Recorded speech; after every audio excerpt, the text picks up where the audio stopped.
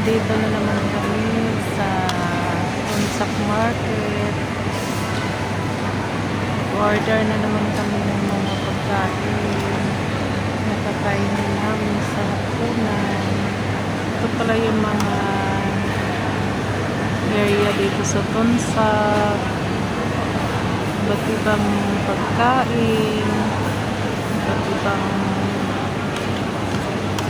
klase ng pagkain ng Thai. Ito pala yung space ng mga kainan. Ayan, space ng kainan yun dyan. Ngayon medyo walang masyadong taong kumain. Ayan yung mga stall ng pagkain. Stall nila dito. Ayan. Ayan siya. Yan lang. Kalibutan din sa sulod sa market. Kaon-kaon. Kain-kain. Magutom. Lingkod-lingkod. Lingkod-lingkod. Walay lingaw.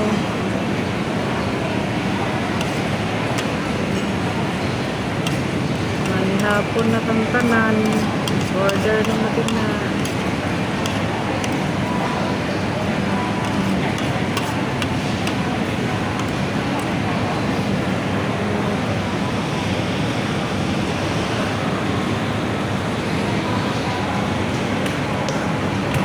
Masarap kong pagkain.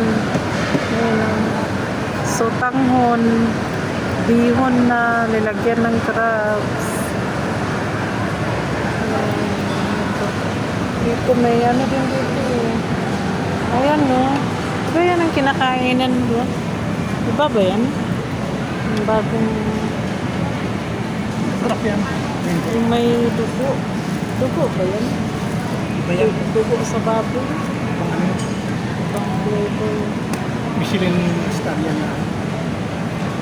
Ito ba yan? 140. Mahal din.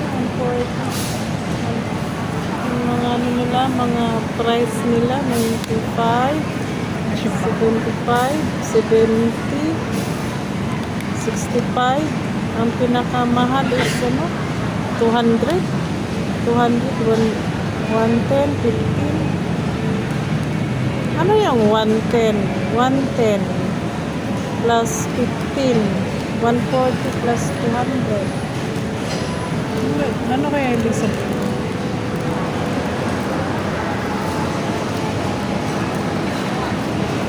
Yun ang mga presyo nila, mahal din. Diba? Mahal din ang presyo. Gusto ko po na. Kain tayo. Kaya dito, wala po masyadong tao. Mamaya pa yan, mga alas 4, alas 5, marami ng tao. Marami ng taong kakain. Bak?